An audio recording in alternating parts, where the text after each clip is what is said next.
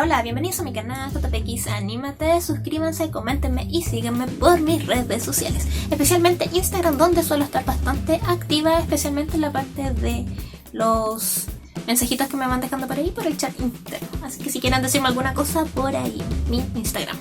Bueno, el tema que quiero hablar el día de hoy es uno sobre los actores de doblajes. Todas aquellas personitas que nos regalan sus hermosas voces en muchas producciones para que lleguen en nuestro idioma, a esas personas.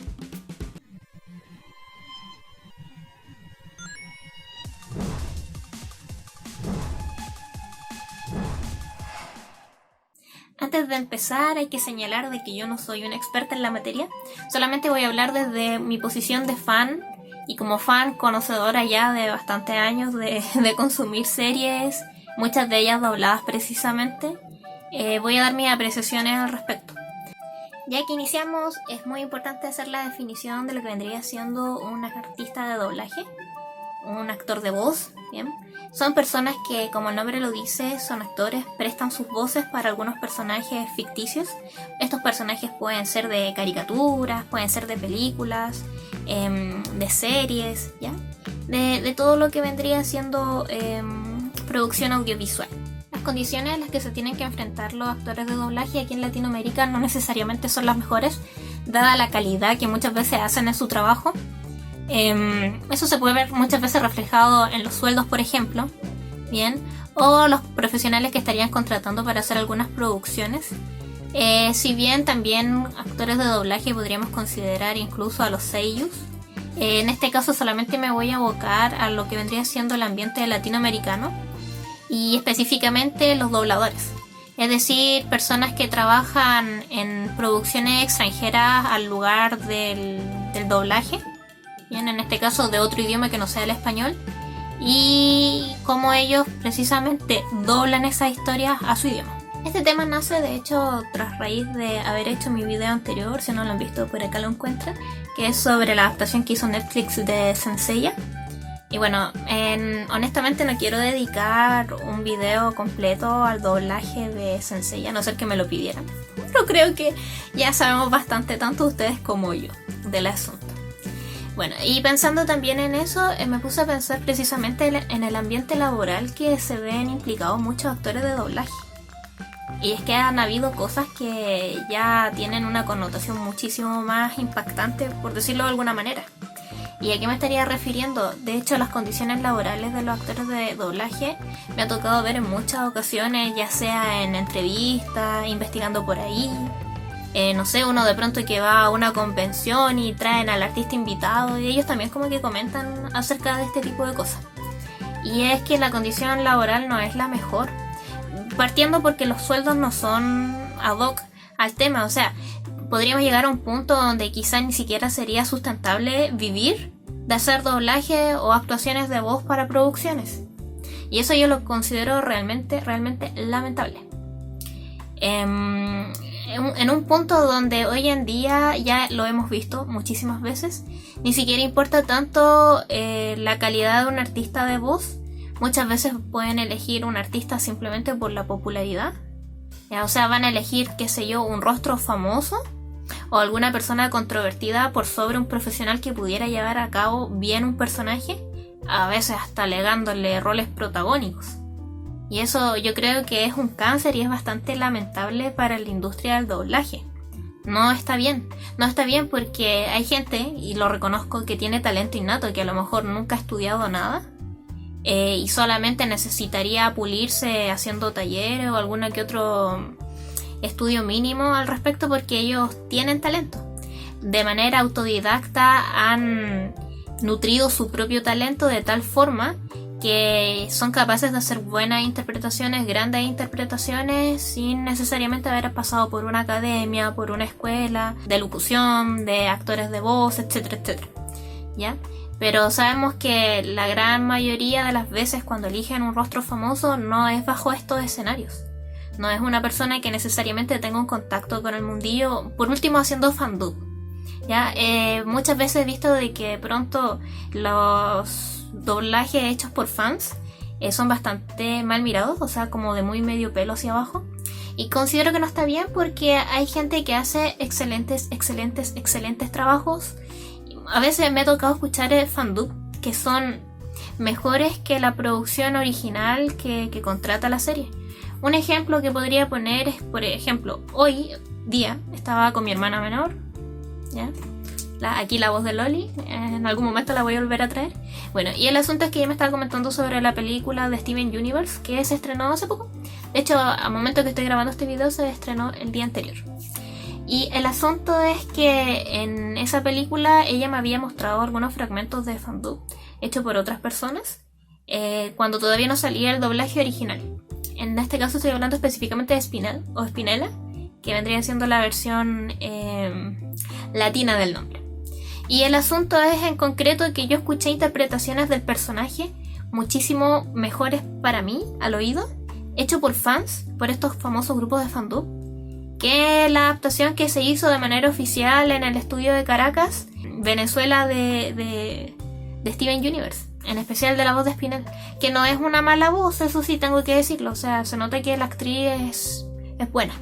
Sin embargo, considero de que no le acomodaba del todo el personaje. Hubieron cosas que pienso que no llegó o como que le cambió demasiado la intencionalidad. Bueno, ahí a gusto de cada consumidor y había que hacer como un análisis detallado específicamente de esas escenas, pero de momento no. Prosiguiendo. Entonces, en ese sentido, se puede ver bastante bien. Pero volviendo al tema principal, no necesariamente sucede con la gente que contratan y que pueden generar, entre comillas, acción mediática, ya del público que ponga sus ojos en ello y que por eso vaya a ver la cinta. Y bueno, a veces se eligen malos actores o actores que no están a la altura del papel, ya del personaje. Y en este caso, obviamente, como cité la de Netflix, me estaría lógicamente refiriendo a Seiya, ¿ya? Que vuelvo a decir, o sea, aquí Jesús Barrero debe estarse revolcando en su tumba porque él hizo un trabajo excelente, fue uno de sus personajes más queridos cuando estuvo en vida. Y lamentablemente el chico que le tocó... Y yo no le echo la culpa a él porque no creo que él se haya planteado así ante la producción de Netflix o quien haya sido el pedazo de genio que lo eligió en el cast para que fuera la voz de Seiya, ¿ya? Yo no creo que él hubiera apuntado con una pistola, dame tú el papel de Seiya, es mi sueño desde la niñez ser Seiya. No creo, para nada. No es culpa de él, yo diría que en este caso él podríamos considerarlo incluso que es la víctima. Víctima. Y ahí ustedes me van a decir, pero es que él pudo haberse negado. Pero es que también pensemos en su carrera como actor, o sea, es un gran desafío y es un gran honor a veces que te den la oportunidad de interpretar al personaje, ya sea que lo hagas bien o que lo hagas mal. No hay nada peor que lo que no se intenta. Y si es que esa persona a lo mejor no lo hubiera intentado, no hubiera sabido que no daba al personaje. Pero por eso lo digo, o sea, no creo que sea correcto echarle toda la culpa a ese muchacho porque no corresponde. Finalmente él no era el ejecutivo que tomaba la decisión. Los que tomaban la decisión eran otras personas, no él, ¿ya? Y ahora volviendo a los pedazos de genio de la producción que le dan ese papel a este pobre muchacho que realmente poco y nada de talento de doblador tenía. Y se nota que en su vida había intentado por lo menos hacer un fandub de algún personaje, ¿ya? Porque no tenía la expertise de partida. Ese personaje no proyecta bien su voz y es una de las características y requisitos mínimos para poder hacer un buen trabajo de doblaje. Vuelvo a decir, no soy experta en la materia, ¿ok? Así que tampoco tomen todo lo que yo estoy diciendo como que fuera ley y como que soy la autoridad a cargo del asunto. Ya, pero pienso que podemos hablar y abordándolo del tema desde al menos un punto mínimo. Lógico que cualquier persona con un sentido del oído normal se daría cuenta, ¿ya? Volviendo a ese personaje, o sea, un personaje con una voz nasal, que no modulaba bien, no proyectaba bien las emociones. Vuelvo a decir, o sea, lo hizo bastante bien. En muchas escenas que hablaba el personaje lentamente, pero somos que un personaje no habla todo el tiempo lento, también hablan rápido, hablan fuerte, se emocionan, ¿bien? Y en esos momentos es cuando uno ve la calidad de la actuación. De hecho, muchas veces los que estudian actor de doblaje a veces son actores de profesión con una especialización en actuación de voz, ¿ya? Porque quien actuaba al personaje muchas veces incluso con la expresión corporal, ¿ya?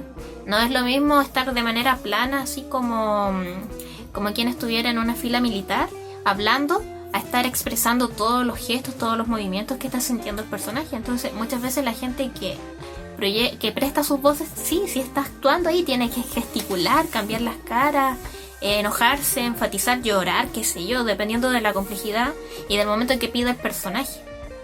Y en eso mismo, o sea, de qué puede depender, por ejemplo, que un actor de doblaje sea mejor pagado o mejor pagado. Cantidad de tiempo en escena, ¿bien? Cantidad de líneas que ellos dicen ahí, ¿bien? Incluso a veces le cuentan hasta las palabras, o sea, también qué tan importante es el personaje. No es lo mismo yo ser un Goku, ya un Mario Castañeda, que puedo cobrar más por el personaje, finalmente soy la voz oficial, a ser un Saiyajin NN o un soldado NN del ejército de Freezer. Obviamente ahí también va a estar variando la cantidad de cuánto se le paga, ya, porque un personaje NN con otro que ya vendría siendo una voz consagrada. Otro de los problemas que se ve bastante también y que uno como consumidor se da cuenta es el tema de que muchas veces los estudios siempre le dan la oportunidad a los mismos actores de siempre. O sea, es como Goku como el detective bueno, Goku como el, qué sé yo, comendador de la hacienda, Goku como... y así sucesivamente. O sea, el actor suele repetirse una y otra y otra y otra vez. Y son grandes actores de doblaje. O sea, a lo que voy yo con Goku, no es como que sea todo el tiempo el personaje de Goku, pero la voz, ya la voz uno la escucha y a veces los personajes son más parecidos o menos parecidos que otros, ya. Obviamente también tiene que ver con la versatilidad, pero llegar al personaje puede ser de muchas maneras distintas, o sea, con la misma voz. Aún así, eso también se da bastante. Y todo eso contribuye a que las condiciones laborales en el ambiente de doblaje no sean las más óptimas. Y vuelvo a decir que es una cosa bastante lamentable porque la gente que se dedica a esto de manera profesional estudia tiempo, o sea, le dedica tiempo, estudia años de pronto y uno nunca deja de aprender, como que siempre va mejorando. Entonces es triste que de pronto, porque quizá un muchacho pueda, entre comillas, traer más público, hacer que la gente como que se interese, darle la oportunidad y finalmente después que se hagan trabajos mediocres, como lo que sucedió con el doblaje de Netflix, específicamente con Seiya, que realmente ahí no hay mucho que podemos decir. O sea, era un cáncer auditivo. O sea, si la animación en sí ya fue bastante mala, yo detallo un poquito más el asunto de la animación en el video ese que ya les había dicho, vayan a verlo, pero después poner ese actor, al menos en nuestro escenario latino, como que contribuyó muchísimo más a que la gente reproduciera aún más la obra. Y a veces me sorprendo porque yo digo, quienes toman estas decisiones comerciales lo harán a propósito, le tienen un odio a la franquicia, quieren que no resulte, de verdad quieren perder dinero. Aunque no sé qué tanto dinero realmente se vaya a vender, porque muchas veces con estas producciones pasa que vende la nostalgia. Y cuando vende la nostalgia, quizá a ellos no les interesa generar tampoco tantas ganancias externas y grandiosas, sino que recuperar su inversión y ganar un poco con el nicho que va a haber esa inversión. Y siguiendo con lo que sería el ambiente de doblaje, hay otra cosa que también me gustaría comentar, y es cuando yo considero que los estudios de doblaje lo hacen bien y otras veces cuando no lo hacen tan bien. Hay detalles que me he podido dar cuenta, y es muchas veces cuando utilizan el tema de los modismos, ¿ya? ¿Hasta qué punto está bueno que un doblaje utilice los modismos? ¿Saldrán con la suya o aquí habrá gatos encerrados? ¡Brutalidad policial! Y a veces las palabras más coloquiales dentro de su propia jerga del país de donde se produce la producción, en este caso audiovisual. Casi te fríen. ¿Y a ti qué te importa, chucha? Y bueno, yo esto lo he notado mucho con lo que vendría siendo doblaje mexicano, que puede ser que sea como el doblaje que más se suele conocer aquí en Latinoamérica. No significa que sea el único doblaje latinoamericano. De hecho, los argentinos, los chilenos, los venezolanos, por nombrar algunos, también tienen sus propias casas de doblaje particulares. Y bueno, y siguiendo por eso es precisamente el asunto. ¿Hasta qué punto es bueno que un personaje sea como tan... tenga estos modismos como tan parte de su persona, y hasta qué punto no lo es? Veía algunos videos precisamente hablando de este tema, y es que coincidí perfectamente con eso, de una serie, por ejemplo, lo que sería Hora de Aventura, donde ponían muy bien el caso, pero ejemplificador, de cuando ambos son bien utilizados y mal utilizados. ¿En qué sentido? Jake el perro. Jake el perro utiliza muchísimos modismos y a veces mexicanismos propios de por allá, o sea, del estudio de animación, que para cualquier otra persona que no sea del habla, voy a llamarlo mexicana, ¿ya? Bueno, todos hablamos español, pero ustedes me entienden, ya, español mexicano, se hace molesto, ¿bien? Y sí, porque llega a ser un momento donde pareciera que Jake fuerza demasiado las cosas, las bromas que tienen que ver con incluso la acentuación. Por ejemplo, en el caso de Jake, de repente es muy notorio lo mexicano, ya como el acento que nosotros conocemos característicamente mexicano, cuando sabemos que dentro de las producciones es muy necesario a veces que se hable de manera neutra, a no ser que el personaje lo merite. Por ejemplo, en el caso de que Jake fuera, no sé, de ascendencia mexicana, ¿ya? Otra de las cosas que también pudimos ver ahí es que, por ejemplo, tenemos el otro personaje del Rey Helado, que el Rey Helado también utiliza bastantes modismos, pero en este caso el Rey Helado no se hace molesto, precisamente porque como es un poco más alocado, bueno, está demente ya, muchas veces tiene como un corte muy infantil, y las apreciaciones y las acotaciones que hace cuando las hace son bastante refrescantes, como que dan risa. Otra de las cosas que también encontraba, y precisamente encontraba muchísima razón, era el tema cuando señalaban hasta qué punto el doblaje utilizando este tipo de recursos podía hacerse ameno y entendible para el resto de Latinoamérica. Porque es cierto, hoy en día el lenguaje mexicano se ha vuelto muy memero, ¿ya? O sea, se ha hecho muy meme, entonces gracias a la globalización como que muchos podemos entender palabras que son coloquiales de por allá, usos de palabras, y las podemos entender en contexto. Pero ese no siempre ha sido el caso, ¿bien?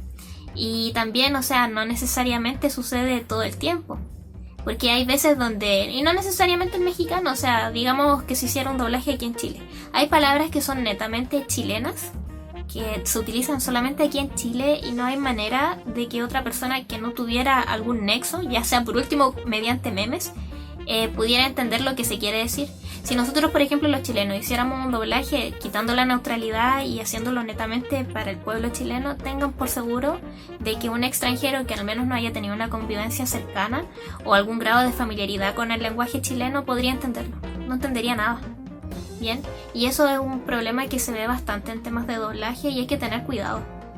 Yo honestamente no soy fan de ponerle ni siquiera modismo a los personajes, a no ser que el personaje lo merite, porque hay veces que por idioma su sentido es mucho más respetable si es que se le ponen estas características, ¿ya? Para respetar los sentidos, y que por último se pueda, no de manera literal, hacer una broma, pero que sí se puedan hacer juegos de palabras. Y a veces eso solamente se puede lograr utilizando modismos de la zona, de la región, ¿ya? Y entonces va a tener que cambiar el chiste completamente y ponerlo netamente en contexto a la realidad de la idiosincrasia del pueblo al que se apunta esa serie. Bueno, ahora sí los despido, espero que les haya gustado el tema de hoy. Más que nada fue un tema reflexivo.